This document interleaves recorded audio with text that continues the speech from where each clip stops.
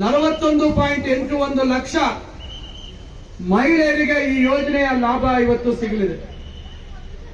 ಅದರಲ್ಲಿ 11.58 ಲಕ್ಷ ಯಾರು ಪಾಸ್ ಪ್ರಯಾಣಿಕರಿದ್ದಾರೆ ಹೆಣ್ಮಕ್ಳು, ಅವ್ರಿಗೂ ಈ ಲಾಭ ಸಿಗಲಿದೆ. ಯಾರಿವತ್ತು ಮಹಿಳೆ ಸಣ್ಣ ಮಗುವಿಂದ ಹಿಡಿದು ವಯೋವೃದ್ಧ ಮಹಿಳೆಯವರೆಗೂ ಈ ಲಾಭವನ್ನು ಪಡಿತಕ್ಕಂಥದ್ದಕ್ಕೆ ಅವಕಾಶ ಇದೆ. ಇದರಲ್ಲಿ ಈಗಾಗಲೇ ನಮ್ಮ ಡಿವಿಷನಲ್ ಕಂಟ್ರೋಲರ್ ಅವರು ಹೇಳಿದ್ರು, ಅಂತಾರಾಜ್ಯ ಪ್ರಯಾಣ. ಈಗ ಉದಾಹರಣೆಗೆ ಇಲ್ಲಿಂದ ನೀವು ಬೆಂಗಳೂರಿಗೆ ಹೋಗಿ ಮತ್ತೊಂದು ರಾಜ್ಯಕ್ಕೆ ಹೋಗ್ತಕ್ಕಂತ ಏನು ಲಾಂಗ್ ದೂರದ ಒಂದು ಮಾರ್ಗಗಳಿದಾವೆ. ನೀವು ಚಿಂತಾಮಣಿಯಲ್ಲೇ ನೀವು ಎಲ್ಲಿ ಇಳಿಬೇಕು ಅಂತಿದ್ದೀರಾ ಅಲ್ಲಿಗೆ ನೀವು ಟಿಕೆಟ್ ತಗೊಂಡ್ರೆ ನಿಮಗೆ ಈ ರಿಯಾಯಿತಿ ಸಿಗೋದಿಲ್ಲ. ನೀವು ಮೊದಲು ಬೆಂಗಳೂರಿಗೆ ಏನು ಹೋಗ್ತದೆ, ನಂತರ ಅಲ್ಲಿಂದ ಅದೇ ಬಸ್ ಮುಂದುವರಿತದೆ. ಅಂತ ಸಂದರ್ಭದಲ್ಲಿ ನೀವು ಇಲ್ಲಿಂದ ಬೆಂಗಳೂರಿಗೆ ಟಿಕೆಟ್ ಪಡಿಬೇಕು. ಆ ಟಿಕೆಟ್ಗೆ ನಿಮ್ಗೆ ಯಾವುದೇ ರೀತಿ ಹಣ ಸಂದಾಯ ಮಾಡತಕ್ಕಂಥದ್ದು ಅವಶ್ಯಕತೆ ಇರುವುದಿಲ್ಲ. ಬೆಂಗಳೂರಿಂದ ನೀವು ಚೆನ್ನೈಗೆ ಹೋಗ್ಬೇಕು, ಇಲ್ಲ ಬೇರೆ ಇನ್ನೊಂದು ರಾಜ್ಯಕ್ಕೆ ಹೋಗ್ಬೇಕು. ಇವತ್ತೇನು ಪಾಸ್ ಪಡೆದಿರ್ತಕ್ಕಂಥ ಮಕ್ಕಳಿಗೆ ಪಾಸ್ ಅವಶ್ಯಕತೆ ಇಲ್ಲ ಅಂತ ಹೇಳಿದ್ರು, ಆದ್ರೆ ತಾವು ಸೇವಾ ಸಿಂಧು ತಂತ್ರಾಂಶದಲ್ಲಿ ಈ ಒಂದು ಏನು ನಿಗದಿತ ಅರ್ಜಿ ಏನಿರ್ತದೆ ಅದನ್ನು ಸಲ್ಲಿಸಲೇಬೇಕಾಗ್ತದೆ. ಅದನ್ನ ತಾವು ಅರ್ಥ ಮಾಡ್ಕೋಬೇಕು. ನಮ್ಮ DC ಅವರು ಡಿವಿಷನಲ್ ಕಂಟ್ರೋಲರ್ ಹೇಳ್ಬೇಕಾದ್ರೆ ಅದನ್ನ ಸ್ಪಷ್ಟವಾಗಿ ಹೇಳಿಲ್ಲ ಅಂತ ಕಾಣ್ತದೆ.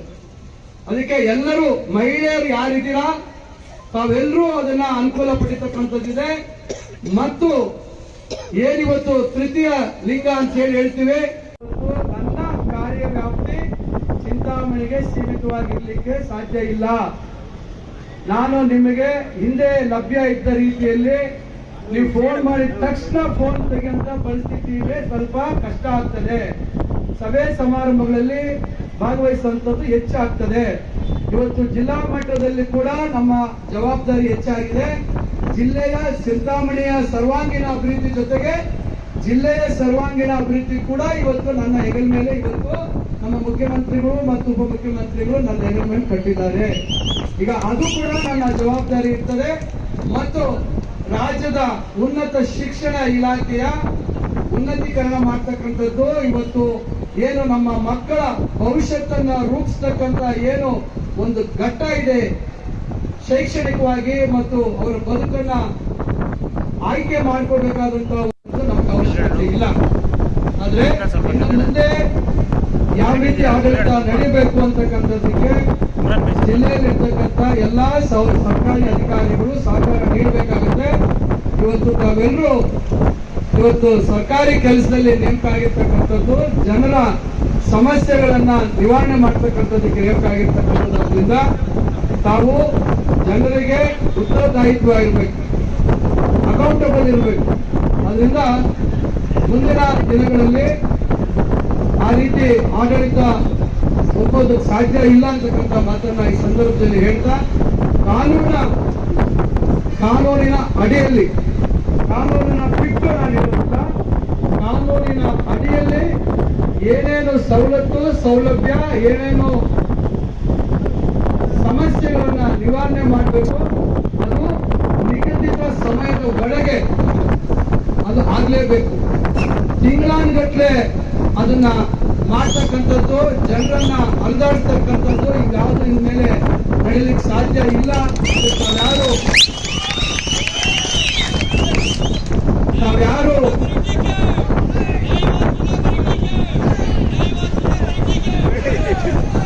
ನಾವೆಲ್ಲರೂ ಸಹಕಾರ ನೀಡ್ತೀರಿ ಅಂತಕ್ಕಂಥ ವಿಶ್ವಾಸ ಇದೆ. ಅದರಿಂದ ಮುಂದೆ ಆಗ್ತಕ್ಕಂಥ ಬದಲಾವಣೆಗಳು ಮತ್ತು ತಮ್ಮ ಸಲಹೆ ಸೂಚನೆಗಳು ಸಹ ತಾವು ನೀಡಬೇಕು. ನಾವು ಎದುರಿಸ್ತಕ್ಕಂಥ ಸಮಸ್ಯೆಗಳು ಕೂಡ ನಮ್ಮ ಗಮನಕ್ಕೆ ತರಬೇಕಾಗ್ತದೆ. ಮತ್ತೊಂದು ವಿಚಾರ, ನಾವೆಲ್ಲರೂ ಬಹಳ ಮುಖ್ಯವಾಗಿ ಜಿಲ್ಲೆಯ ಜಿಲ್ಲಾಧಿಕಾರಿಗಳು ಆಗಿರ್ತಕ್ಕಂಥ ಶ್ರೀ NM ನಾಗರಾಜ್ ಅವರೇ, ಚುನಾವಣಾ ಪೂರ್ವದಲ್ಲಿ